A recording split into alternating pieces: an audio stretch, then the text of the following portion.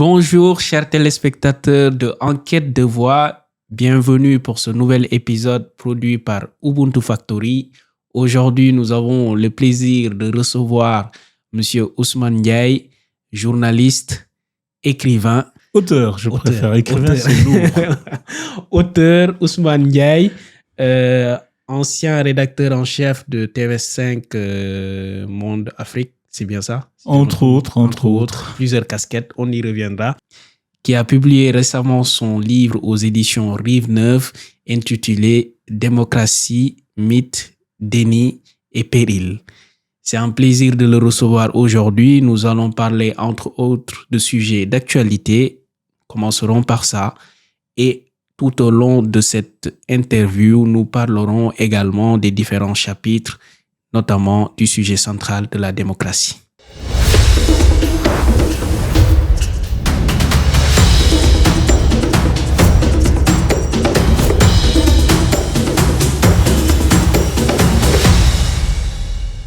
Ousmane, bonjour et merci d'être là. Merci d'avoir accepté l'invitation de Ubuntu Factory.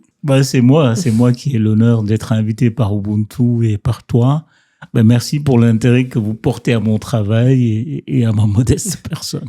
Alors Ousmane, nous allons rentrer dans le vif du sujet. Récemment, nous avons vu Alassane Ouattara qui a fait une déclaration comme quoi qu'il sera candidat à un 4e mandat en Côte d'Ivoire.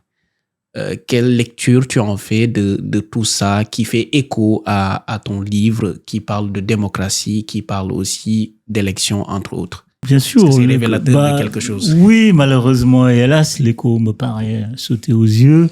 Ouattara a été opposant, exclu, banni, le système judiciaire l'a exclu. On va pas revenir sur qui a raison ou pas, mais de fait, il y a eu des processus, des mécanismes qui l'ont exclu.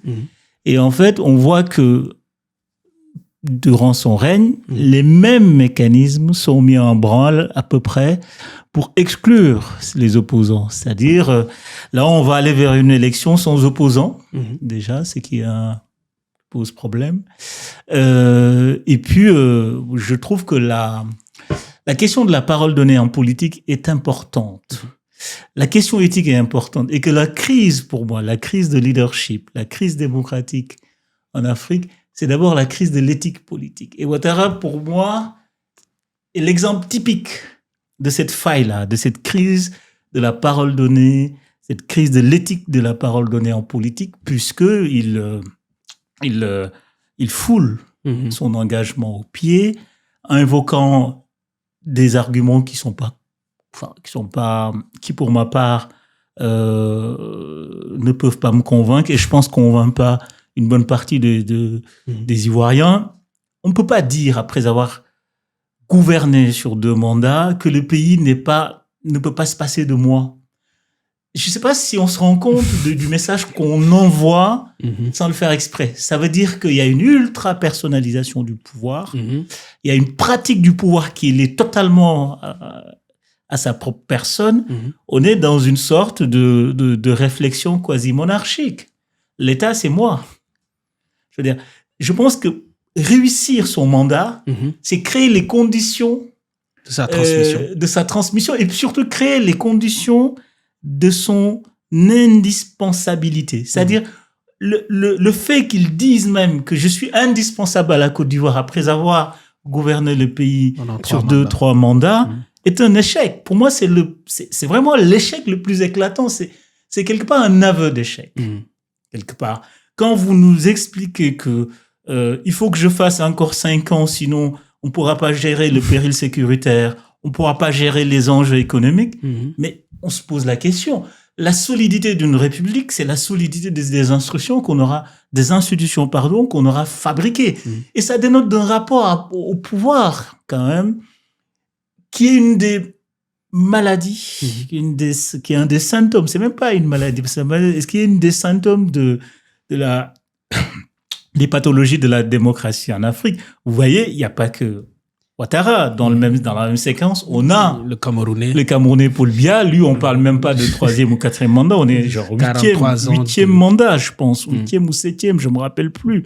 On a, en Centrafrique, on n'en a pas parlé, qui vient d'annoncer qui va faire, je crois, lui aussi un 4e ou mandat ou 3e. Et ça continue. Aussi, oui, Guinée-Bissau aussi. Et en fait, ça dénote d'abord d'une question d'éthique du politique en Afrique. D'abord, la première faille, la première crise, c'est le rapport que ces autorités-là ont par rapport à l'éthique politique. L'éthique de la parole donnée, l'éthique du respect de la Constitution, des textes. Parce que, au fond, on parle beaucoup de la Constitution. Un des fondements de la crise ivoirienne, c'est la question de la constitutionnalité, la question des textes. Mais on oublie une chose. Les textes ne valent que par leur pratique. Et qu'aujourd'hui, la pratique qu'on a par rapport à l'esprit de ces textes, c'est toujours un détournement. Après, qu'on vienne pas me dire que c'est légal. Ici, la question de la légalité du détournement, c'est pas ça. Parce que aussi, l'argument des partisans, c'est que le détournement est légal. Ouais. Mais il n'en demeure pas moins que c'est un détournement. Ouais, c'est clair. C'est clair, en fait. Ouais. C'est-à-dire, on braque l'esprit de la loi pour nous dire, mais OK, on respecte la loi. On le respecte, d'ailleurs, entre guillemets, parce qu'on déploie des subterfuges pour que le détournement soit légal, parce qu'on a les moyens de transformation de la loi. On change tout le temps les règles du jeu en cours de match. C'est comme si on a un match, une compétition, on voit que l'issue de la compétition ne nous convient pas, on change les règles de la compétition, parce que sans doute on a les moyens, on a la force, on a la majorité, mais c'est pas parce qu'on a les moyens et la majorité que ce changement est équitable. Je veux dire, la crise du politique aussi en Afrique, c'est pas la crise de la légalité, c'est la crise de la légitimité. Les textes que j'ai l'habitude de lire en Afrique sont bien. C'est à peu près valable un peu partout. Pareil, on a des textes démocratiques, on a des contre-pouvoirs, on a des parlements, on a tout ce qu'il faut. Mais la pratique politique est profondément antidémocratique. C'est-à-dire, on a des démocraties sans démocrates. Là, Ousmane, tu me donnes le filon. Est-ce que quelque part, c'est pas ce qui constitue le lit des contestations et qu'il est légitime, dans le sens où ça valide l'argument selon lequel les démocraties ne seraient pas adaptées aux valeurs africaines ou ne seraient pas adaptées tout simplement à l'Afrique, et d'autre part que les civils ont eu leur chance de diriger, de prendre le pouvoir, mais qu'ils n'ont pas fait le travail nécessaire. Et aussi ce qu'on vient de voir tout de suite à travers des coups d'État constitutionnels, ça légitime quelque part la contestation, n'est-ce pas? Oui, en fait, on a deux phénomènes qui s'auto-nourrissent, qui procèdent pas des mêmes conditions de production, mais qui s'auto-nourrissent. Par exemple, pour moi, je ne détache pas ce qui se passe en Côte d'Ivoire, au Cameroun, en Centrafrique, de ce qui se passe au Niger, au Mali et au Burkina. Parce qu'en fait, au final, c'est des formes de coups d'État. Et que dans le débat, moi, et j'essaie de le faire dans mon livre, le déni démocratique, c'est pas seulement le péril kaki, c'est pas seulement les militaires. Ce que j'essaie de dire, c'est qu'il a une historicité qui date de l'indépendance. Parce que je pense que depuis 1960, la construction de l'État ne s'est pas faite sur des bases démocratiques. Et que la démocratie n'a été qu'un discours, qu'un moyen d'accès au pouvoir ou de persuasion, etc. Mais que dans la réalité des pouvoirs, dans la réalité de la pratique, on a mis en place un État qui est beaucoup basé sur l'État colonial, en fait. C'est un État arbitraire, discriminant. On a des États prédateurs. Et que pour habiller la prédation, on a mis des habits de démocrates. Et que ce soit les régimes militaires comme les régimes civils, parce qu'il ne faut pas oublier que quand vous prenez la période post-indépendance, vous allez chez les régimes militaires, il y a totalement des dictatures abominables, en Guinée, par exemple, sous Sékou Touré, mais vous allez aussi dans les pays qui étaient plutôt du précaré français, qui ont mis en place des républiques de façade, il y avait des dictatures, parce que le pouvoir était patrimonialisé aux mains d'un seul homme. Dans la Côte d'Ivoire post-coloniale, où fait régnait quasiment. Le pouvoir, l'État s'est construit autour d'une personne, pas autour des valeurs démocratiques. C'est-à-dire on a construit des États, par exemple, autour d'une personne, autour d'un clan, autour d'un pouvoir, et qu'on a légitimé avec les habits de la démocratie. même un pays comme le Sénégal, hein, j'ai tendance à relativiser, même si la trajectoire est un peu plus démocratique qu'ailleurs. Mais je rappelle toujours que Léopold Sédar Senghor n'était pas un démocrate. Pas tout à fait dire, parce que quand il y a d'abord une période de parti unique de fait, et puis quand il décide d'ouvrir le multipartisme, il choisit ses adversaires. C'est vrai. Voilà, et que en 1980, quand il décide de quitter le pouvoir, il change la Constitution. Ce qu'on reproche aujourd'hui à beaucoup de nos présidents, c'est Léopold Sédar Senghor en est un précurseur. Au lieu de laisser les Sénégalais choisir, il y a eu ce fameux article qui organise la dévolution du pouvoir à Abdou Diouf. Donc, on n'a jamais exploré, on n'a jamais mis en place totalement, construit des États autour des principes démocratiques. Et donc, oui, c'est normal qu'à un moment donné, les populations aient cette ras-le-bol contre la démocratie parce que c'est quelque chose qu'on leur promet, qu'on leur dit que nous sommes en démocratie. Ils se rendent compte dans leur pratique de toutes les injustices, de l'inégalité, l'inégalité dans l'accès aux services sociaux, l'inégalité dans les libertés d'expression, l'inégalité dans l'accès aux ressources. À un moment donné, oui. Donc, en fait, cette forme de contestation de la démocratie c'est aussi le produit de cette pratique antidémocratique dont les populations en ont fait les frais. Il y a une sorte de... Par contre, ce que je dis aux jeunes, tous ces jeunes-là qui disent qu'on ne veut pas la démocratie en Afrique, il ne faut pas confondre la proie et l'ombre. Ici, ce n'est pas la démocratie qui est en cause. Parce qu'au fond, c'est quoi la démocratie? C'est l'aspiration légitime à vivre, à choisir ses dirigeants, à avoir la dignité économique, sociale, etc. Les libertés fondamentales. On ne peut pas rejeter ça, parce que c'est constitutif même de la dignité de l'être humain. Par contre, c'est pourquoi je dis qu'il ne faut pas confondre. Par contre, ce qu'il faut rejeter, c'est ce détournement de la démocratie qui est en cours depuis 1960, qui permet à une élite, à une caste, de s'accaparer des ressources, de s'accaparer des pouvoirs. Au fond, c'est pas la démocratie qui est en cause ici, c'est la pratique antidémocratique sur les habits de la démocratie. Et puis c'est surtout, moi, ce que j'appelle en Afrique, c'est l'État prédateur. L'État prédateur qui s'organise autour d'un parti-État centralisé. Le parti-État travaille dans une architecture de détournement de tous les textes démocratiques. Et pour moi, c'est ça. C'est pourquoi en Afrique, je parle de fiction démocratique. C'est-à-dire jusqu'ici, on a vécu dans beaucoup de pays dans des fictions démocratiques qui arrangeaient tout le monde. À peu près, la communauté internationale a validé des élections tout en sachant qu'ils n'étaient pas démocratiques. Mais bon, on trouvait des formules alambiquées, globalement bien passées, malgré quelques incidents. Une partie de l'opposition s'est retrouvée parce qu'au final, le fait d'être dans l'opposition, d'avoir un parti politique permet, à un moment donné, un système de redistribution par la cooptation, par les gouvernements d'union nationale, par les entreprises de débauchage de l'opposition.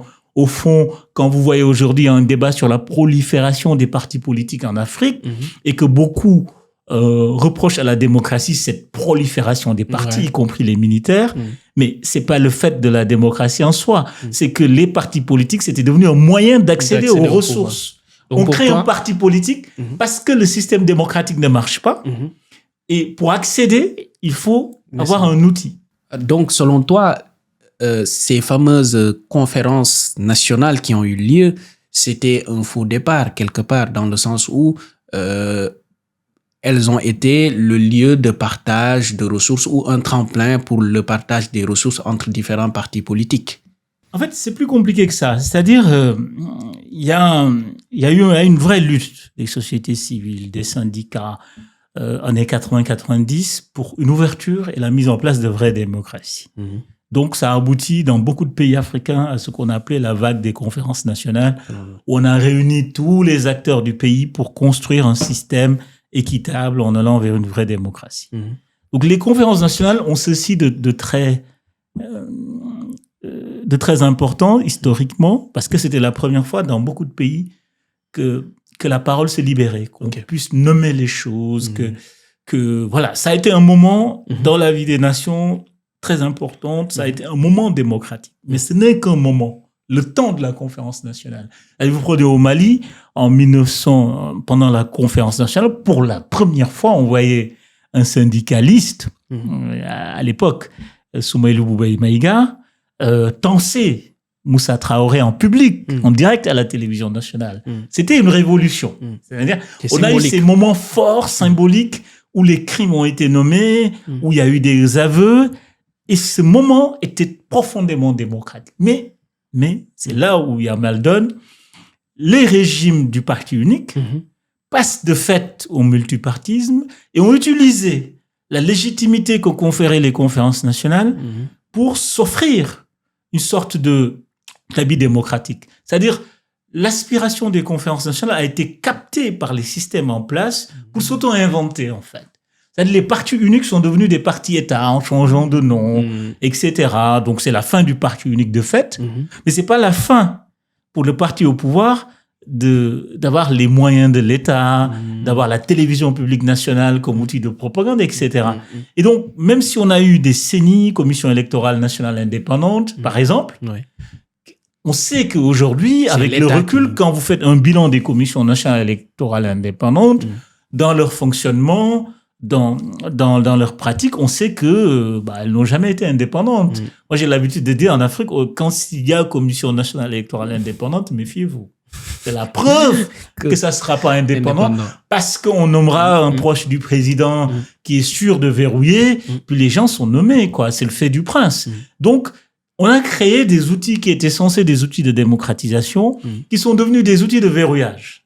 C'est très malin, la façon dont le parti unique s'est réinventé, en fait. Les conférences nationales, paradoxalement, ont été détournées et ont permis de réinventer les partis uniques en parti-État. Aujourd'hui, par exemple, vous prenez un pays comme le Togo, c'est la continuité du parti d'Eyedema qui est là, en changeant les noms, les sigles, mais voilà, il y a eu un continuum de cet État colonial, de ce parti-État, pardon. Et ça, on le retrouve bizarrement, parce qu'après, il y a eu, quand il y a eu la vague des conférences nationales, il y a eu ce que j'appelle l'élan qui ouvre la décennie 2010. On l'oublie trop souvent quand même. La décennie 2010, moi j'entendais et je voyais en Afrique cette aspiration à la démocratie, ces mouvements sociaux spontanés, balais citoyens, mouvement Yanama, le printemps arabe là-bas, le mouvement du 20 mai au Maroc. On avait un truc, sans compter les Occupy Nigeria, Occupy. Donc il y avait un truc, il y avait quelque chose, une lame de fond qui truc, mais bizarrement et paradoxalement, ça n'a pas abouti à la prise de pouvoir de ces mouvements-là. Quand vous prenez le cas du Burkina, le peuple descend dans la rue, renverse Blaise à main nue. Mais au final, les militaires qui sont les forces les plus organisées, l'ancien parti unique, parce que Kaboré, c'était quand même l'apparatique du parti de Blaise, ont réussi à capter la révolution. C'est de cette révolution-là qui arrive au pouvoir, le dauphin de Blaise, en quelque sorte, que la population a fait partir. Qui arrive au pouvoir aujourd'hui, c'est les militaires. Donc, ces révolutions-là ont été confisquées. Il ne faut jamais oublier le même cas en Tunisie. Vous prenez la révolution tunisienne, grand moment de démocratie, j'en parle dans mon livre parce que j'ai beaucoup suivi la Tunisie à l'époque. Aujourd'hui, ça a accouché de quelque chose de profondément antidémocratique. Et donc, c'est ça la deuxième vague de désillusion démocratique et de désenchantement. Parce que les mouvements démocratiques ont été récupérés. Après, on peut discuter sur pourquoi, le comment. Moi, je pense que pour chaque pays, c'est différent. Les trajectoires sont vraiment différentes. Mais par contre, le constat est le même. C'est-à-dire, cette aspiration à la démocratie, ce mouvement a été récupéré tantôt par les militaires, tantôt les partis les moins progressistes. Pour compléter, on a déjà une situation un peu similaire pour le cas du Mali, par exemple, où la contestation a été menée d'une main de fer par l'imam Dicko et toute la société civile, mais au final, c'est vers la toute fin que les militaires sont arrivés pour la confisquer, cette contestation, et prendre le pouvoir. Alors, même si la situation est un peu spécifique, mais... moi, j'ai l'habitude de rappeler, bon, certains n'aiment pas, mais... c'est un fait, parce que j'étais là, j'étais témoin oculaire. Goïta, donc l'auteur du coup d'État, entre guillemets, général Assimi Goïta, à l'époque du soulèvement des forces politique malienne, syndicats, société civile, imams, donc le mouvement du M5, il se trouve qu'il était à la tête d'une unité pour les réprimer. Et donc, Goïta s'est retrouvé à Bamako à la tête de cette unité pour réprimer les manifestants, en fait. Et qu'au fond, qu'est-ce qui se passe? C'est que les manifestants mettent à genoux l'État et le gouvernement. On oublie trop souvent que avant que le coup d'État n'arrive, il n'y avait plus de gouvernement, il n'y avait plus de parlement. Enfin, la contestation était tellement forte qu'elle était en train de réussir. Et qu'à un moment donné, il y a eu un vide. L'État est devenu vide. Et c'est à ce moment-là que par opportunisme, c'est pourquoi je l'appelle un coup d'État d'opportunisme, l'armée qui était la force politique la plus organisée a pris le pouvoir. C'est-à-dire au Mali, ce qu'on appelle le coup d'État héroïque d'Assimi Goïta, c'est au fond, il a ramassé le pouvoir. Oui. C'est-à-dire, il a ramassé le pouvoir, l'essentiel du travail, et c'est là où son ancien premier ministre Choguel Maïga a raison, c'est-à-dire c'est les forces démocratiques, c'est les forces de la société malienne qui se sont d'abord révoltées contre le régime Ibeka. C'est pas les militaires, attention. Donc, les militaires arrivent pour parachever cette contestation populaire, et la première chose aujourd'hui qu'ils ont fait, c'est d'en extirper ce qu'ils portaient. Imam Dicko, figure de ce mouvement, force mobilisatrice et icône de ce mouvement, est exilé en Algérie. Ouais. Choguel Maïga, aujourd'hui, est enlevé, menacé de poursuites judiciaires. Donc, on voit que profondément, dans le fond, malgré les discours du début, c'était pas comme ils l'ont dit pour parachever ou pour aller vers la démocratie, etc. Parce que de fait, aujourd'hui, il faut les prendre au mot. Hein. C'est-à-dire, le régime malien n'a pas organisé des élections. Les délais qu'ils ont donnés ont été plusieurs fois dépassés et repoussés. La constitution qu'ils ont même mis en place, qui les interdisait de participer, ils l'ont non seulement abrogée, et puis ils se sont auto-donné un mandat. Un mandat sans élection ni rien, c'est aller sur la volonté du principe. Donc, c'est un détournement démocratique. Et que, pour justifier le détournement démocratique, il y a eu cet argument, qui est l'argument à la mode, de la lutte contre l'impérialisme. Donc, quand vous leur demandez leur bilan, c'est on a fait partir les Français. Je suis désolé. Je veux dire, la priorité, pour moi, c'est pas les Français, c'est les Maliens, j'ai envie de dire, quoi. Vraiment, je pense qu'il y a dans cette histoire beaucoup de symboles. Et que les symboles ont permis d'empêcher le vrai débat et d'être dans les questions de fond qui concernent la vie des Maliens, la sécurité des Maliens. On a l'impression que la question de la France primait sur tout ça, sur le destin de tous les Maliens. Et que ce discours-là me paraît avoir ses limites. Oui, la France a une responsabilité. Oui, il y a eu des errements. Moi, en tant que journaliste, je suis très à l'aise parce que j'ai tellement documenté ça. Et je me rappelle toujours du moment de solitude que j'ai eu au début de l'intervention militaire française au Mali, parce que j'étais à Bamako, je vivais là-bas. J'étais, je crois, une des rares voix critiques de l'intervention, parce que je voyais que quand même là, oui, c'est bien beau, mais quand même, c'est le produit d'un échec, d'un double échec à l'époque, parce que je le rappelle toujours, avant que les Français n'interviennent, c'est factuel, l'armée malienne a été défaite. Donc, on y constate, défaite. Défaite. Ils étaient aux portes de... Les djihadistes non, l'armée malienne a été défaite à Gao. Le MNL a proclamé l'indépendance. Le drapeau s'est hissé. Les djihadistes sont arrivés derrière. Ils ont gouverné. C'est une défaite. Faut être clair avec les faits. Donc, c'est une armée défaite. Deuxième défaite, qui est terrible à mon avis, c'est au niveau africain et sous-régional. Parce qu'avant l'intervention française, il a été décidé d'une force africaine, j'étais là, pour intervenir et libérer le nord du Mali. Et pendant 1 an, ils ont été incapables de le faire. Il y a eu le plan d'intervention. On a même désigné à l'époque, si ma mémoire est bonne, le général qui devait mener l'opération. Je crois que c'est le général Soumaïla Bagayoko, ivoirien. Jamais pu. Jamais pu. Et pendant ce temps, les djihadistes continuaient à occuper le nord du Mali. Et que l'intervention française n'arrive qu'après ces échecs. Je me rappelle même qu'au début, l'Assemblée générale de l'ONU qui a précédé l'intervention en janvier, parce que je me rappelle, c'était en janvier, la France disait, nous, on veut pas intervenir. Et que la CEDEAO devait intervenir, jouer son rôle. Et donc, d'échec en échec, d'incapacité en incapacité, on se trouve dans une situation qui, pour moi, n'était pas normale. C'est-à-dire, l'ancienne armée coloniale est intervenue. Et moi, j'étais là, je couvrais l'intervention et je voyais le niveau d'adhésion, parce que les gens l'oublient, et moi je prenais mes distances pour qu'à la France, mais les gens oublient que l'intervention, quand il arrive, il a une telle popularité. Oui, je me rappelle toujours que à Tombouctou, quand je suis arrivé, il y avait des bébés qu'on appelait François Hollande, j'ai vu ça. Je connais un restaurant qu'on a été nommé François Hollande. J'ai jamais vu autant d'enthousiasme. D'où cette phrase d'Hollande accueilli comme un saint à Tombouctou, quand il dit c'est le plus beau jour de ma vie.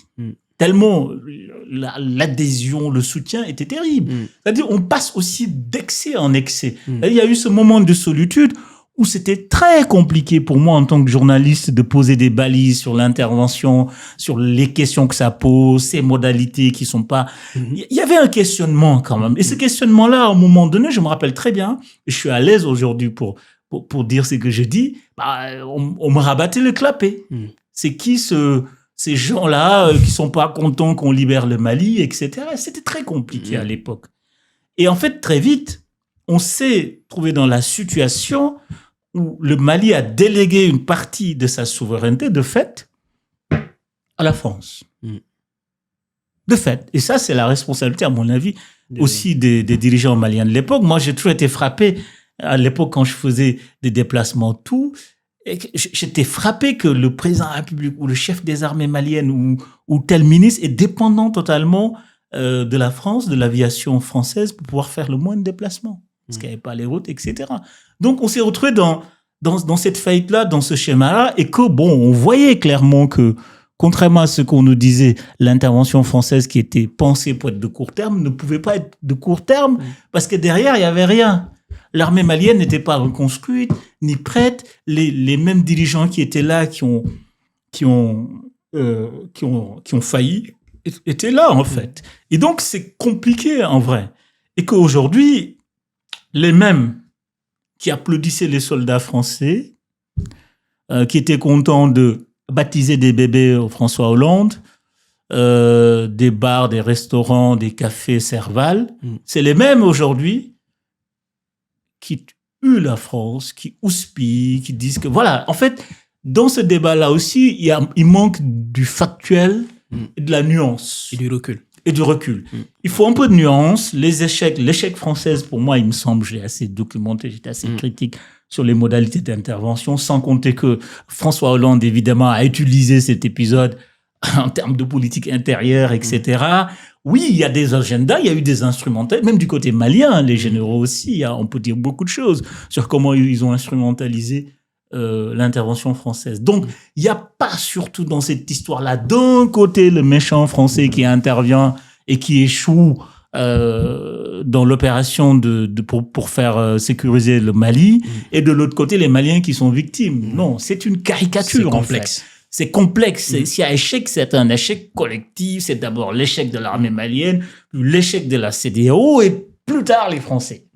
Oui, là, ce que tu dis, je vois un peu une similitude avec le livre de Helgas, Les bons ressentiments, où quand même il appelle à lever le voile, à pointer du doigt quelque part ces élites qui ont échoué, les élites politiques et les responsables.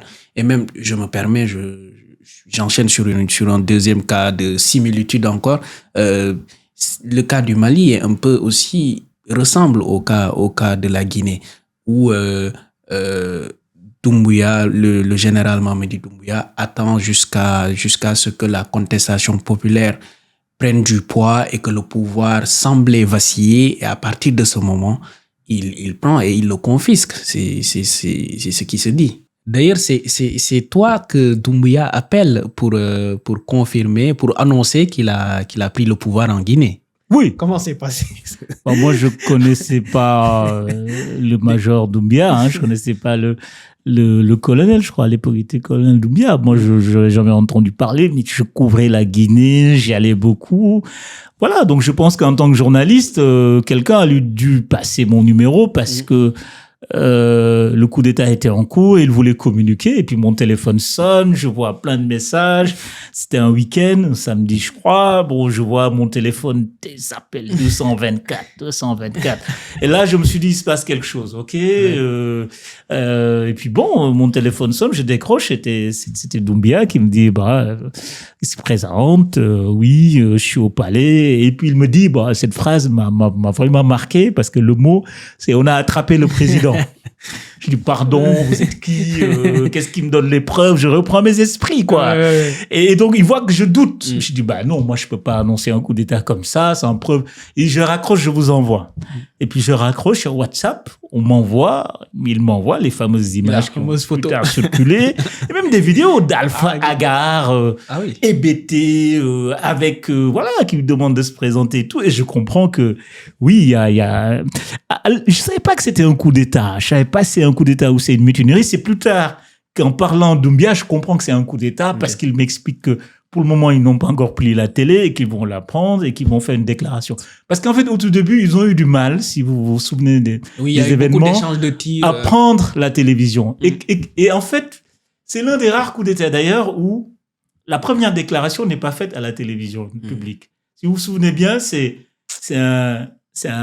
filmé au téléphone et ils ont annoncé le coup d'État et ça a circulé sur les réseaux sociaux. C'est plus tard qu'ils ont pris la télévision. Et en fait, ils m'appellent parce qu'ils voulaient informer à travers un grand média international. Parce qu'à l'époque, j'étais à TV5. J'ai essayé de garder le contact après. Plus tard, je l'ai perdu.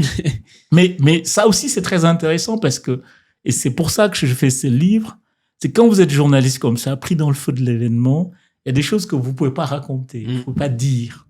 Et le fait de faire un livre me permet de venir, de raconter même les conditions de production de l'info quelque part et de prendre du recul dessus. C'est ça l'intérêt aussi de l'exercice. En faisant cet exercice, je me suis rendu compte que il y a beaucoup de choses que je pouvais pas raconter. En fait, il y a l'envers du décor, quoi. L'envers du décor. Ce qui se dit en off. Les coulisses, ce qui se dit en off. Tu racontes quand même quelque part. Oui, je le raconte un peu. Mais tu gardes beaucoup de choses. Oui, je garde beaucoup de choses parce que, voilà, mon idée du livre, c'était à la fois de faire de l'analyse, mais de le nourrir aussi par cette matière-là que j'avais mis de côté pendant des années, que dans un reportage classique, rapide, dans un journal télévisé, que je peux pas dire, en fait, que je peux pas raconter ce détail avec tout ce qu'il faut et le recontextualiser. Donc, ce livre aussi m'a permis de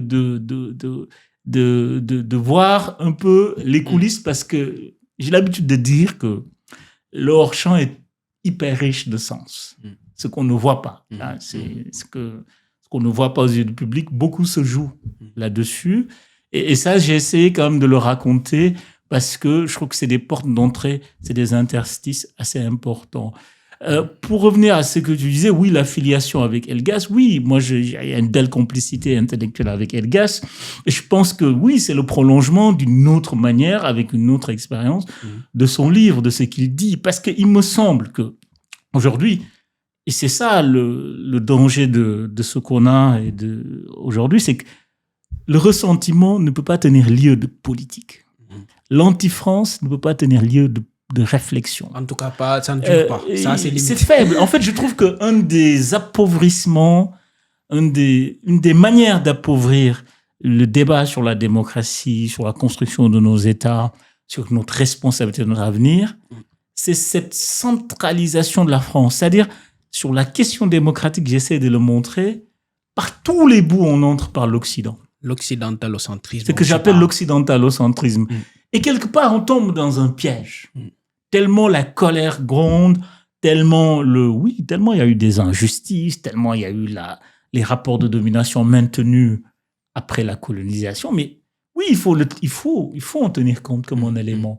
Mais ne pas oublier quand même les dynamiques internes, qu'on est dans des sociétés qui ont leur propre réalité, qui ont leur propre dynamique. Je pense qu'à force d'être concentré, d'être dans cette surreprésentation de la France et de l'Occident, on perd ce qu'il y a chez nous. Par exemple, j'essaie de le démontrer que sur la trajectoire démocratique, dans le débat démocratique, il faut qu'on cesse de situer l'éruption de la démocratie avec la rencontre avec l'Occident et la colonisation. Excuse-moi, je te coupe parce que quelque chose qui matérialise ça, c'est le discours de Doumbouya à l'Assemblée générale des Nations Unies où il parle de la boule, où il dit que en réalité, la démocratie n'est pas adaptée à l'Afrique et qu'elle a été imposée par l'Occident. C'est quelque chose que tu déconstruis dans le livre. Est-ce que tu peux revenir là-dessus? Oui, c'est un des pièges du débat, c'est un des mythes les plus importants et qui nous... Parce que je crois qu'on peut avoir des désaccords sur la façon de démocratiser, etc.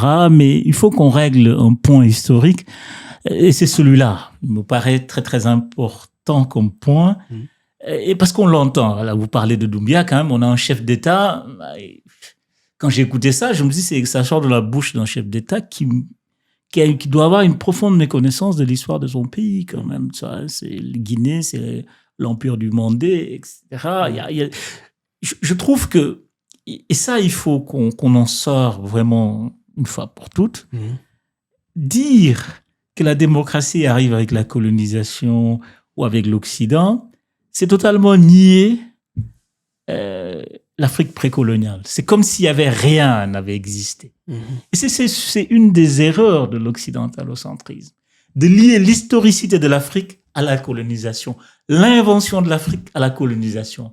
Le temps de la colonisation a été précédé par un temps quasi plus long, qui est le temps d'une Afrique qui est par elle-même, avec ses dynamiques, ses guerres. Je ne dis pas que c'était une Afrique. C'est pas l'âge d'or non plus. Dans le romantisme, dans ce piège que je vois dans beaucoup de militants panafricains ou africains tombent. Même si l'âge d'or africain n'a pas existé, il y a eu dans cette société-là une profonde aspiration à la liberté, à la participation dans la gouvernance des États, quelle que soit leur forme, etc. Donc, les formes démocratiques ont précédé la colonisation. Donc, dire comme je l'entends aujourd'hui, oui, mais par exemple, dire aujourd'hui comme je l'entends, il faut rejeter la démocratie parce que c'est une invention de l'Occident. Je pense qu'on en était sorti, d'autant plus que le travail a été fait, pas qu'en Afrique. Prenez l'Asie, Amartya Sen, le prix Nobel d'économie, a fait un livre très important, La liberté n'est pas une invention occidentale, où il fait une histoire de la démocratie en Asie, où il remet l'historicité de la démocratie en Asie. Nous aussi, le travail a été fait, mais pas autant, je pense, qu'en Asie. Je parle dans mon livre du travail de Hassan Silla, docteur Hassan Silla, qui a travaillé sur la République Lébou. La République Lébou, donc l'actuel Dakar, sécession avec l'Empire du Cayor, où il y avait un tyran, et une bonne partie de ceux qui n'étaient pas d'accord avec la tyrannie du Cayor se réfugient dans la presqu'île. Il y a une guerre, du fait que c'est une presqu'île, ils ont pu gagner, donc fermer Dakar, et proclamer la République. Mais vraiment, la République, avec des assemblées représentatives, les pench, donc une sorte de parlementarisme poussé à l'extrême, où tout le monde avait droit de voix, droit de citer, avec un dirigeant, le Serigne Dakarou, qui est désigné, qui peut être contesté, avec une procédure d'impeachment. C'est une république. Faut pas, avant la Révolution française, on a eu, donc je pense qu'on n'a pas toujours besoin de se référer à la Révolution française pour penser la notion de république. En fait, c'est que, oui, au Fouta aussi. Et il y a plein d'autres. Moi, je donne l'exemple du Sénégal, parce que c'est l'exemple qui m'est le plus proche. Et d'ailleurs, je renvoie au travail de Kizerbo aussi, qui fait ce travail en partie sur les racines, sur les modes de gouvernance en Afrique précoloniale. Je pense que dans la société aussi amazique, berbère, il y a beaucoup d'exemples de transversalité, d'inclusion, vraiment des instances démocratiques. Et que paradoxalement, et c'est pour ça que je déconstruis, vraiment je tiens à déconstruire l'argument de démocratie égale Occident. En fait, ces formes démocratiques ont été enrayées par la colonisation. Parce que la colonisation, c'est par essence, par sa nature, est antidémocratique. C'est un racisme, c'est un apartheid. La colonisation a réduit, par exemple, l'expérience à la République Lébou, c'est la colonisation qui le stoppe. En désignant Serigne Dakarou qui est soumis, etc., etc. Donc, la colonisation a été même une rupture dans les processus de démocratisation de l'Afrique. Et tu dis par essence qu'elle ne peut pas être elle ne peut pas, démocrate. Parce que la colonisation, c'est d'abord... Alors, l'un des principes de la démocratie, c'est de choisir qui vous dirige. Les colons Les Africains ne les ont pas choisis. C'est une violence qui c'est un truc. Donc, par essence, par son éruption, par sa façon de faire, elle est totalement antidémocratique. Elle nie totalement l'existence d'un peuple. Pour qu'il y ait démocratie, il y ait peuple. Quand ils arrivent, ils colonisent ces espaces-là où il y a des peuples, la première chose qu'ils disent, on efface le peuple. Ouais. Vous êtes là comme des outils de production. Donc, la colonisation déshumanise, enlève les droits, est basée sur la discrimination. L'État colonial est un État raciste. C'est pourquoi je dis toujours, faisons attention à cette nuance-là. Quand on dit, oui, nos États, c'est calqué sur le modèle de la France qui nous a colonisés. Attention. Pour moi, l'État colonial, absolument différent de l'État métropolitain et colonial. Il y avait une discrimination. Je veux dire, l'État colonial, l'État métropolitain était un État où le français de l'Alsace, ou je sais pas, même pas l'Alsace, où le français de la Normandie, etc., avait des droits, était reconnu comme citoyen, pouvait aller en justice. Mais l'État colonial, pendant ce temps qu'ils ont inventé, était fait pour nier tous les droits aux autochtones, et c'était un État qui était pensé, pas pour avoir des droits, mais pour exploiter, pour dominer. C'était un État raciste. Ségrégationniste. Donc, on n'a pas hérité tout à fait de l'État français comme modèle. On a hérité à la colonisation de l'État colonial prédateur. Et cette nuance est très importante parce que ça rejoint le début de notre conversation où je disais que nous avons des États, au fond, prédateurs. Et donc, il y a une continuité entre l'État prédateur colonial et l'État prédateur post-colonial.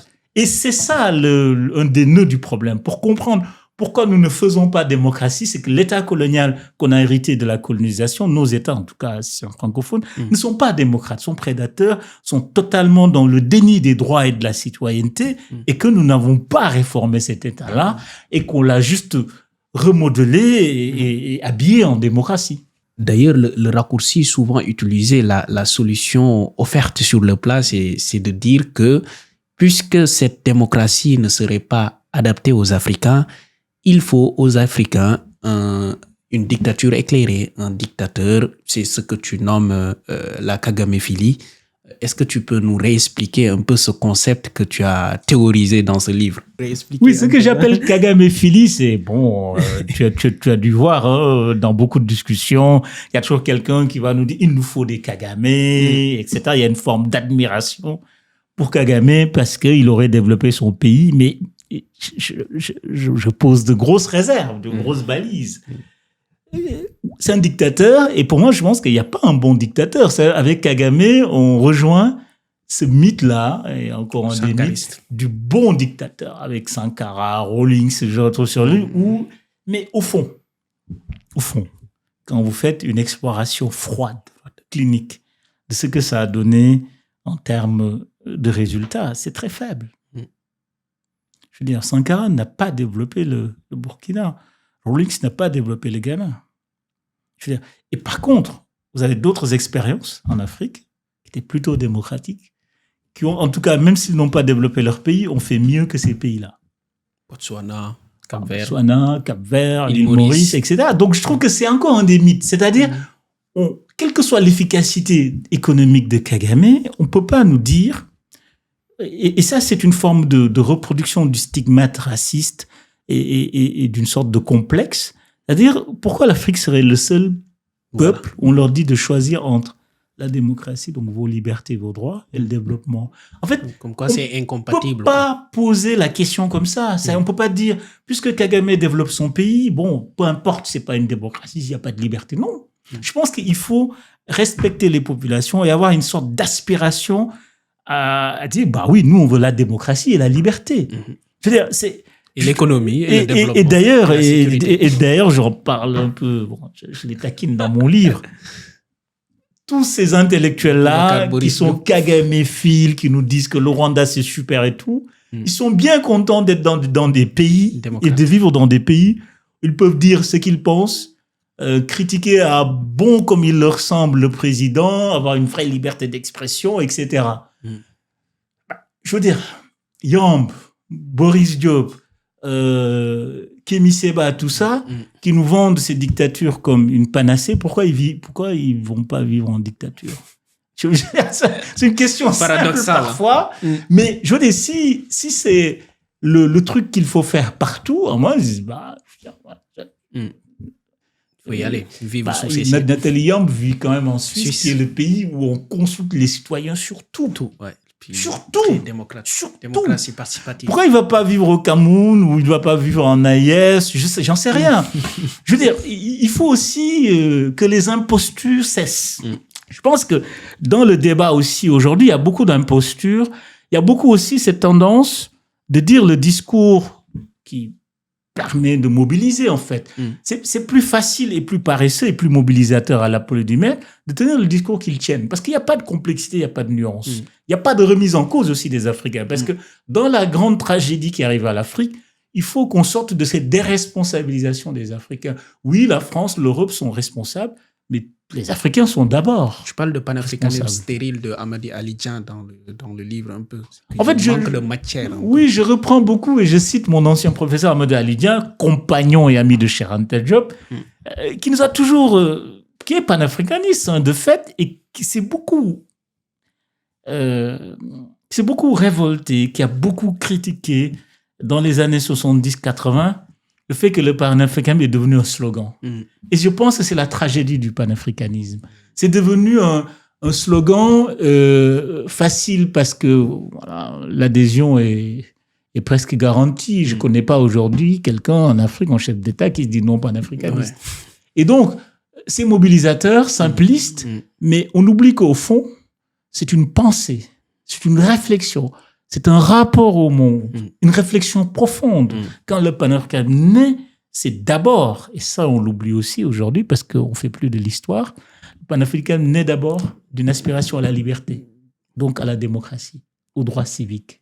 Aujourd'hui quand même, on a un panafricanisme, des gens qui nous expliquent que le panafricanisme c'est le contraire de tout ça là, et que le panafricanisme c'est toujours l'anti-impérialisme, et que le panafricanisme est compatible avec la dictature.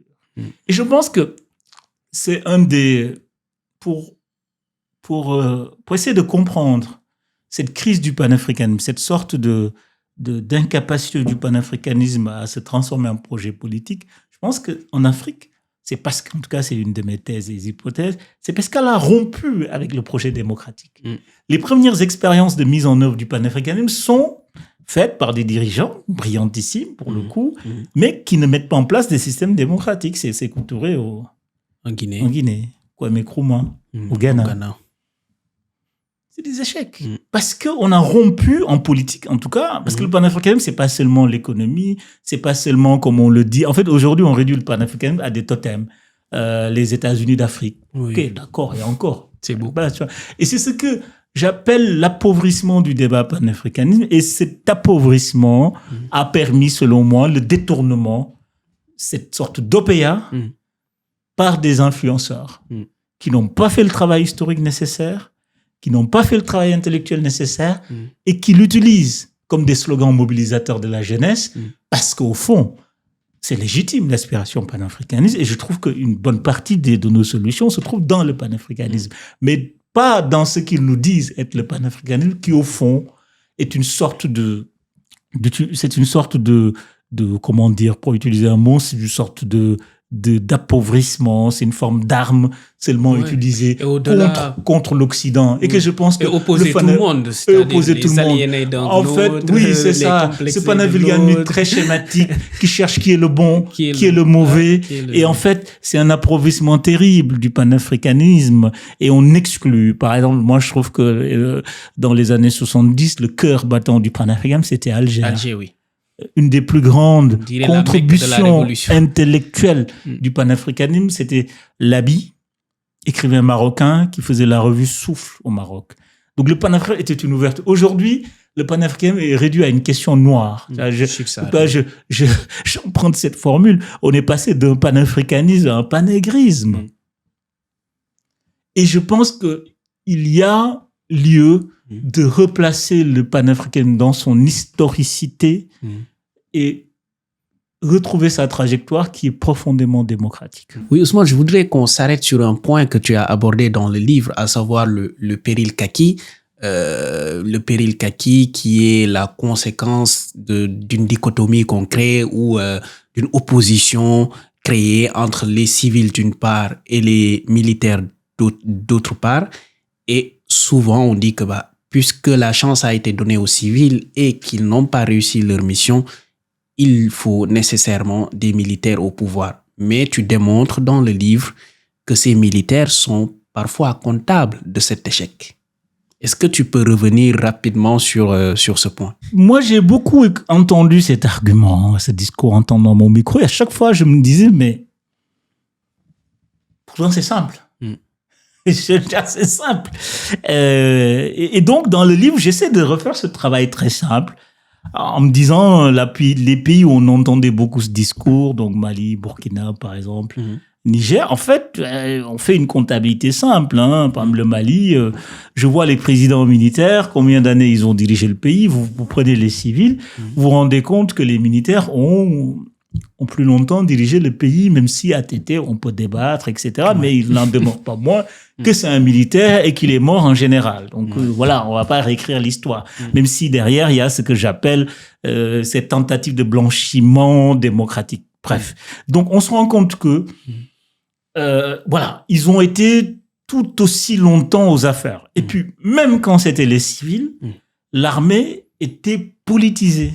L'armée intervenait politiquement. Le niveau de politisation des armées africaines est une constante. En tout cas, dans l'espace du Sahel, elles ont toujours été au cœur de la vie politique. Et donc, des responsabilités, quoi. Et donc, on peut pas, donc ce discours est totalement étonnant. Et par contre, à force d'être répété, à force, et c'est là le populisme et la propagande sa force, on en a fait une sorte de vérité. Et ça rentre dans l'imaginaire, finalement. Ça rentre dans l'imaginaire et que on le brandit comme un argument massu. Moi, les gens me disent toujours, les civils ont échoué. Et donc, on a créé un faux clivage civil-militaire. Moi, j'ai toujours récusé dans nos pays, en tout cas en termes de gouvernance, le clivage civil-militaire, qui est un faux clivage parce qu'on se rend compte que vous prenez toutes les problématiques qui touchent nos États, la corruption, la mauvaise gouvernance, on le retrouve aussi bien dans le militaire que dans le civil. Et donc, ça n'a rien à voir. On ne peut pas faire ce type de raisonnement simpliste. Les militaires plus patriotes, prêts à mourir pour la nation, les civils corrompus, etc. C'est ce type de procédé ultra simplificateur qui devient de la désinformation. Parce que la désinformation, c'est pas seulement donner une fausse information. C'est aussi donner une information et le sortir de son contexte. On crée de nouveaux contextes, on décontextualise, ou en tout cas, on raconte l'histoire avec en choisissant les morceaux qui conviennent, et au final, ça donne une désinformation. Mais vous prenez ces pays-là depuis l'indépendance, sur tout leur parcours historique, on peut pas parler de clivage civil-militaire. Au contraire, les militaires ont été trop souvent dans le processus politique au point d'entraver les processus de démocratisation. Et tu le démontres en disant qu'au Mali, les militaires ont fait quasiment plus de 30 ans de pouvoir. Oui, moi je pense que si il fallait développer un pays parce qu'on a un régime militaire fort, nationaliste, progressiste, un pays comme le Mali serait développé. Un pays comme le Niger avec Séni Kountché serait développé. En fait, et d'ailleurs, c'est ce qui me fait, et je l'utilise aussi, j'en parle dans la quête du bon dictateur. En fait, s'il fallait avoir des dictatures, des régimes forts pour développer l'Afrique, il suffit de voir nos expériences post-indépendance. On a eu des régimes forts. Ouais. Et ça a mené à rien. Je veux dire, ça n'a mené à rien. En tout cas, de fait, aujourd'hui, ces pays-là où on a eu des régimes militaires forts ne se sont pas développés. Ce sont même souvent les pays les plus pauvres. Ouais. Et donc, je comprends pas cette fascination que certains développent, font des régimes forts, etc., qui est au fond, qui est un mythe, ouais.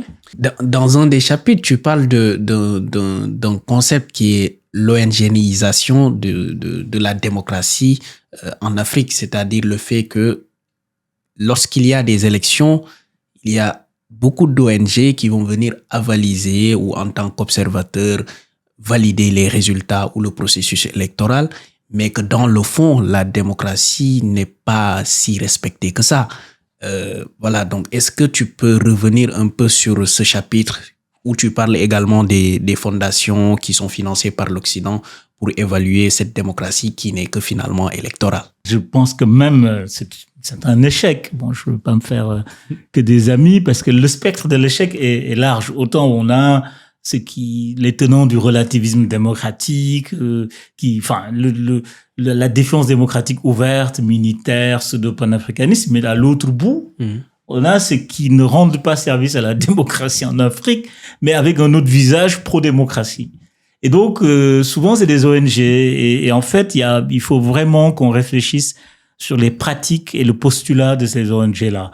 C'est ce que j'appelle l'ONGisation de la démocratie, c'est-à-dire, moi, je les ai beaucoup rencontrés, pratiqués, vus, plein d'ONG qui viennent en expliquant qu'on vient renforcer les processus démocratiques. Les observateurs. Oh, les observateurs, on vient valider. En fait, on vient démocratiser l'Afrique.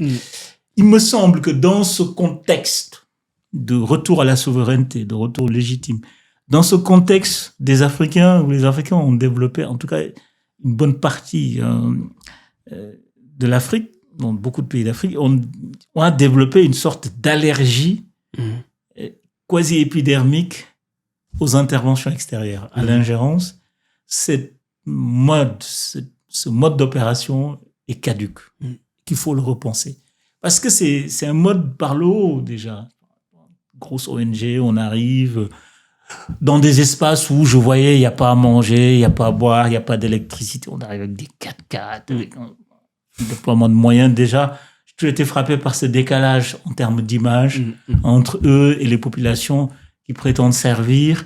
Ils ne sont pas dans le même monde et que je pense qu'un des pièges de la coopération et de l'ONGisation a été beaucoup développé par la revanche des contextes. Un grand livre d'ailleurs chez Cartala. En fait, on ne peut pas implanter des choses. La greffe ne marche pas. En fait. Et que je trouve qu'on procède souvent, malgré les, méthodologies dites inclusives, etc. Je pense que le schéma en elle-même fait que, voilà, c'est problématique. Les populations, ou en tout cas les acteurs de la société civile qui sont sur place, savent exactement ce que veulent ces ONG et se débrouillent pour être dans les cases comme si la pratique est autre chose. Donc, on est dans un truc aussi qui est bancal. Quand vous voyez ces ONG, prenez le cas de Siwa, moi, je suis surpris par, quand je regarde les chiffres sur le site Internet, mais des dizaines de milliards dépensés en une année, de millions, pardon. Et après, je cherche le résultat, en fait. Je prends ces pays-là où ils ont le plus intervenu. Je pense qu'il y a de bonnes choses qui ont été faites, mais le résultat est mince. Et il faut se poser la question, pourquoi c'est mince? Deuxième chose qui fait que cette modalité d'intervention ne me convient pas, je pense que politiquement, elle peut être instrumentalisée ou elle peut aussi être confondue avec du soft power. C'est l'exemple que je donne de la Fondation pour l'innovation démocratique, d'Achibembe, qui intervient dans un contexte où, à mon avis, c'est très compliqué d'être un ONG, en tout cas, qui part d'une initiative française, même s'ils disent qu'ils sont panafricains, mais tout le monde voit que le mandat politique, c'est Macron, les moyens, c'est la France. C'est très compliqué dans le schéma actuel de vouloir construire de l'innovation en partant de là. Moi, ce que je pense, c'est que la construction démocratique doit venir par le bas. Il faut, je pense, que toutes ces actions, tous ces qui ont plus de moyens, etc., s'inscrivent d'abord dans les initiatives enracinées qui existent. C'est-à-dire, les Africains, dans chaque pays, quel que soit le niveau de fermeture, de trucs, il y a quand même il y a un ferment de lutte, etc. Et je pense que il faut s'appuyer sur ces ferments et les aspirations. Et ces aspirations, et puis sur le référentiel aussi de ces pays-là. Parce que ça aussi, c'est très important. C'est-à-dire, on ne peut pas venir avec des normes qui sont des normes d'ailleurs. Et comme je l'ai dit, mais ça suppose qu'on fait le travail sur l'historicité de la démocratie. C'est-à-dire que je pense que pour penser un certain nombre de choses, la question du genre, la question de la participation, la question du rapport à l'État, il faut qu'on se réfère au référentiel de la personne. C'est-à-dire, dans la société, dans chaque pays, il y a des organisations, il y a un type de rapport au pouvoir dont la personne se reconnaît. C'est-à-dire, il faut sortir du piège où vous allez dans n'importe quel espace, on a le pouvoir traditionnel versus le pouvoir moderne. Non, moi je pense que ça doit pas être deux types de pouvoir. Il faut que le pouvoir dit moderne soit la continuité, en tout cas s'appuie, en tout cas sur ce qui est traditionnel, parce que il y a de l'adhésion. Pour moi, pour que ça marche, il faut de l'adhésion. Oui, je note et là, on a un problème d'adhésion au projet démocratique. Justement, là, Ousmane, pour préciser, il n'y a pas de contradiction dans ce que tu dis. C'est que là, ce que tu dis, ça va dans le sens d'aller puiser en réalité dans notre histoire, là où des sociétés ont existé avec leur propre organisation démocratique, et de valider aussi le caractère universel de cette démocratie et que c'est un horizon vers lequel tout peuple aspire. C'est ça que tu cherches à dire. Oui, moi je pense qu'il faut partir de l'imaginaire démocratique du paysan qui est en Casamance, qui sait que, même s'il n'a pas été à l'école occidentale française, qui dans son référentiel historique traditionnel a un imaginaire démocratique, de participation, a une sorte de représentation de ses propres droits. Oui. Mais quand vous venez et que vous êtes une formation allemande ou américaine et que vous partez de la représentation américaine de la démocratie, ça peut pas marcher. Vous partez de la représentation française, la démocratie, ça marche pas. C'est ça ça le piège de l'ONGisation. C'est-à-dire, puisqu'on ne travaille pas assez sur l'historicité de la démocratie et qu'on oublie que ce qui est démocratie ici peut avoir d'autres formes ailleurs et être nommé autrement. Donc, on travaille qu'à partir d'un référentiel purement occidental. Et que je pense qu'aussi c'est lié, comme je dis, à la forme du mandat et comment ça se déploie, parce que ça part d'ici, ça part d'une demande politique d'ici, enfin voilà. Et après, on essaie d'africaniser après, en mettant des grands intellectuels africains, en recrutant des Africains. Oui, c'est bien. Moi, je trouve qu'il y a plutôt des gens de talent avec une vraie vivacité dessus, mais ils sont prisonniers d'un schéma. Le schéma, quand tu es dedans, tu peux pas le changer. Le cadre d'intervention est tout aussi important que l'objectif d'intervention. Et donc, je pense qu'il faut repenser les cadres. Tant que l'on ne évolue pas sur les cadres d'intervention et que ces cadres soient un peu plus pilotés avec des Africains et qui s'inscrivent dans les dynamiques des territoires, dans les dynamiques internes de démocratisation des espaces dans lesquels ils interviennent, je pense qu'il y aura une sorte de décalage entre l'objectif, les qualités, les aspirations. Et ce qu'il faut faire. Ouais. Et en tout cas, Ousmane, tu te feras beaucoup d'amis sans doute. Tu as fait une lettre à Aminata Traoré, tu as parlé de Boris. Je mets un peu... Oui, mais bon, moi je pense que c'est le jeu du débat intellectuel. Ils produisent un discours et que il est important de dire en quoi j'adhère à leur discours et en quoi je suis pas d'accord.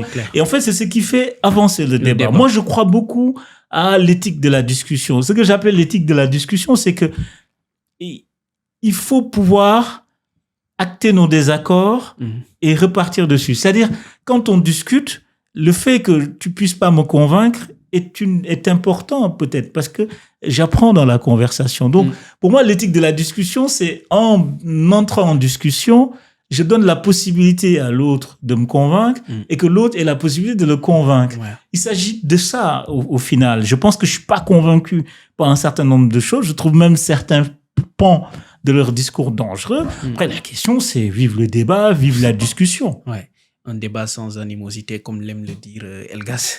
Mais alors là, on va entamer la toute dernière rubrique. C'est une session de questions-réponses. Il s'agira de répondre de manière très courte.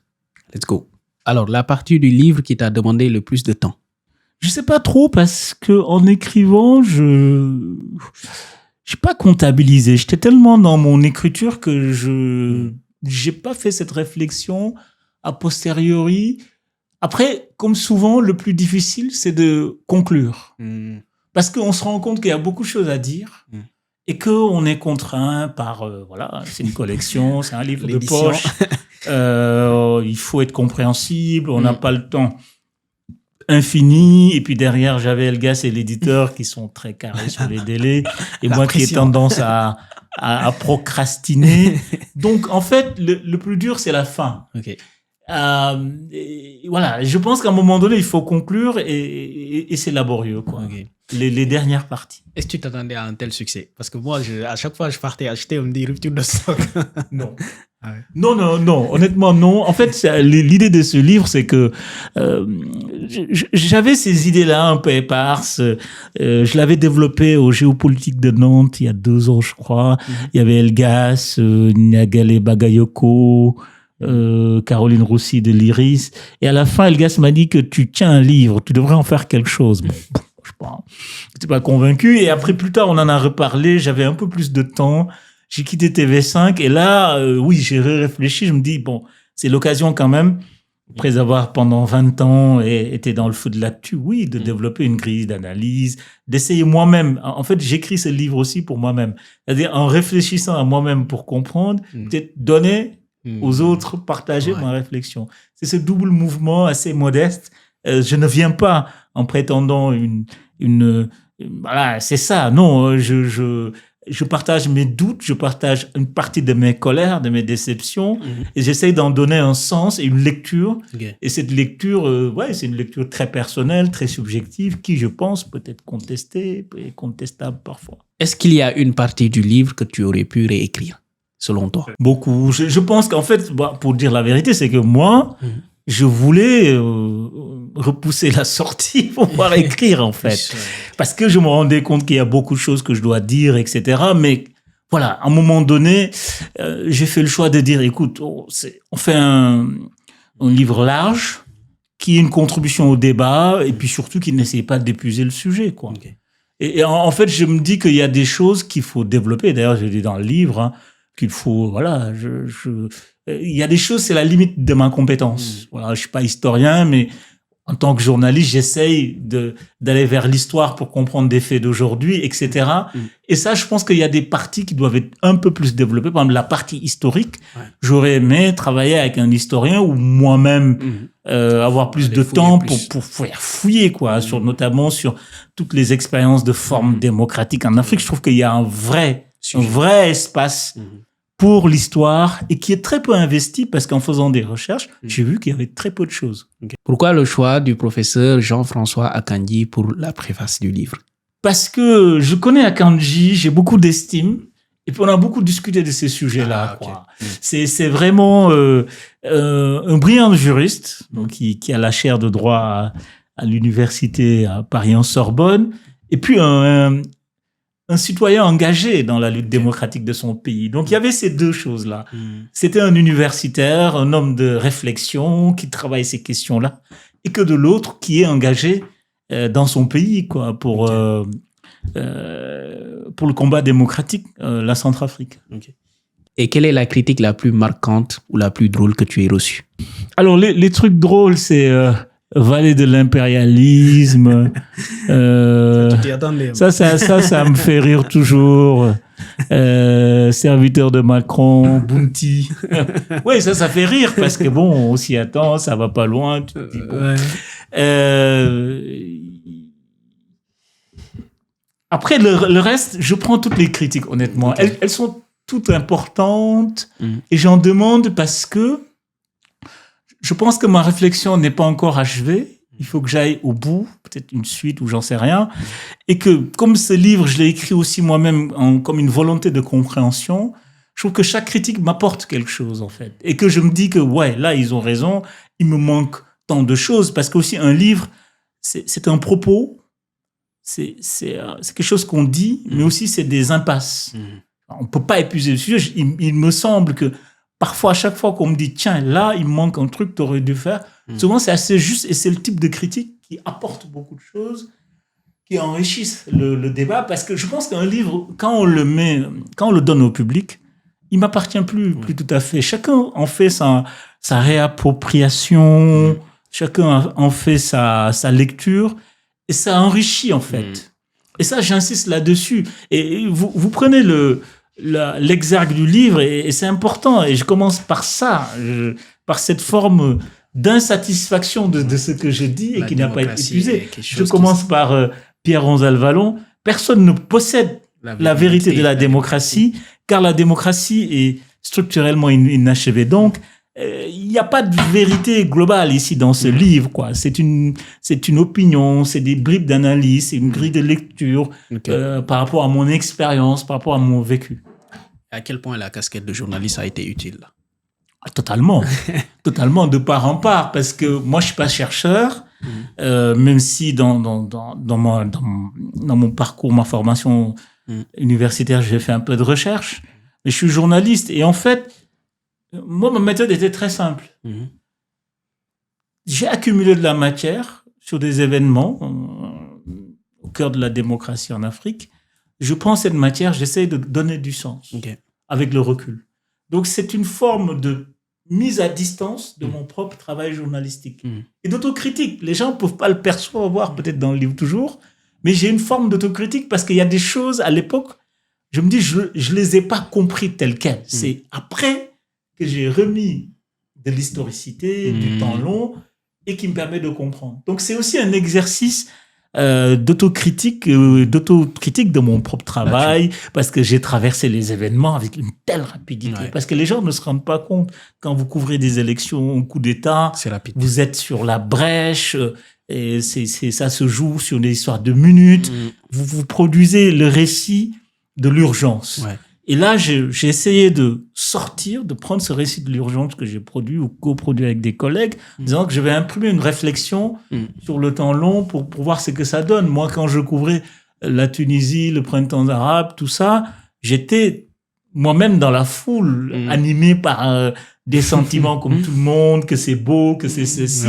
Et que là, je me dis, bon, 20 ans, 10 ans plus tard, c'était pas si beau que ça. Et puis, je vois des acteurs que je rencontrais à l'époque, j'avais pas compris l'importance qu'ils auront plus tard. Et je me dis, tiens, à l'époque, j'ai pas eu de la jugeote. J'en parle dans le livre sur la Tunisie. Je rencontre Rachid Ghannouchi, qui rentrait d'exil, à Londres, je crois. Je le rencontre, mais je comprends pas qu'il va jouer un rôle important par la suite. Parce que, les gens d'une certaine génération avec laquelle je traînais ne le connaissaient pas, savaient pas l'importance qu'il a. Et en fait, voilà, là, tu te dis, OK, waouh, le monsieur là, le vieux, c'est lui qui va devenir plus tard. Dernier mot, quel horizon, quel avenir pour la démocratie en Afrique? Moi, je peux pas répondre à cette question. Moi, je pense que j'ai pas de réponse à la question de l'avenir. Moi, d'un point de vue purement avec les éléments que j'ai, je suis assez pessimiste sur le court terme, honnêtement, parce que bon, on est ancré dans des systèmes qui s'auto-nourrissent. La crise est tellement profonde et qu'il n'y a pas de dynamique de démocratisation en cours, en tout cas dans beaucoup d'espaces, et que le discours antidémocratique a tendance même à l'emporter. Donc moi, mon livre, c'est plutôt fait pour ça aussi. Je me dis que on est à un moment où la démocratie, en tout cas en Afrique, est tellement mise en mal, même si la crise de la démocratie est mondiale, qu'on n'ose plus se dire pro-démocrate, quoi. Je veux dire, c'est qu'on ose que des régimes viennent nous dire, écoute, on se donne des mandats illimités, etc. Donc je trouve que on a une sorte de warning, quoi. Ce livre est aussi une sorte de warning. Par contre, on sait que les processus vont vite, mais il me semble une des clés de l'avenir, c'est vraiment la construction par le bas. Et pour moi, c'est ça, quoi. Je pense que je ne sais pas par quel moyen, par quel bout, parce que ce qui est compliqué aujourd'hui en Afrique, c'est que les dynamiques de construction par le bas sont confisquées par les militaires souvent ou par le système qui a soit les armes ou l'argent. Le cas du Soudan, quand même. Il y a une révolution par le bas, etc. Mais par contre, les militaires sont venus, ont interrompu le processus par les armes. Et on fait pire parce que ça a prolongé le pays dans la guerre civile. Donc, il faut en tout cas surtout au Sahel, qu'on fasse attention, ne pas tomber dans le syndrome soudanais. Voilà, parce que aujourd'hui, il n'y a plus d'espace d'expression. Et quand il n'y a pas d'espace d'expression, tout est verrouillé et tout. C'est ce qui rend possible l'expression par la violence. Ouais, c'est vrai. Et donc, le risque de violence augmente. C'est-à-dire, on est dans des régimes qui sont très contents parce qu'ils verrouillent tout par les armes. Vous critiquez, on vous met en prison, la terreur, etc. Mais ça ne peut pas durer ad vitam aeternam et qu'à un moment donné, puisque les les gens ne peuvent pas s'exprimer, aucune force sociale ne peut s'exprimer, à un moment donné, c'est là que surgit la violence. Et donc, le déni de démocratie, et c'est pourquoi je parle de péril dans mon livre, c'est ça. Le déni de démocratie fabrique de la violence. Qu'on ne peut pas s'exprimer par les urnes, avoir une liberté d'expression, dire ce qu'on pense, les syndicats, les contre pouvoir s'exprimer, à un moment donné, ça s'exprime par la violence. Et je pense que un des risques, une des choses, c'est la violence, la guerre civile, le chaos, le désordre, comme au Soudan. On parle pas beaucoup du Soudan, mais en termes de mort, c'est le conflit le plus meurtrier aujourd'hui au monde et qui part d'une révolution politique, d'une aspiration à la démocratie civile que les militaires ont stoppé avec un premier ministre civil désigné, et ça donne ça. Et donc, il faut qu'on prenne conscience du péril. On est à la fin. Merci Ousmane, merci d'être venu. C'était un plaisir d'échanger avec toi sur le thème si crucial et si actuel que la démocratie en Afrique. Merci d'être venu. Merci. C'est un dernier mot. Remercier tout le monde, remercier ceux qui nous écoutent, nous regardent, et merci pour la conversation. Ça fait un plaisir. Merci beaucoup. Merci Demba. Je vous invite à vous abonner à nos différents canaux et à nos différentes chaînes sur YouTube, Ubuntu Factory, sur Instagram et sur LinkedIn. Vous pouvez nous suivre pour suivre aussi nos prochains invités et nos prochaines belles émissions.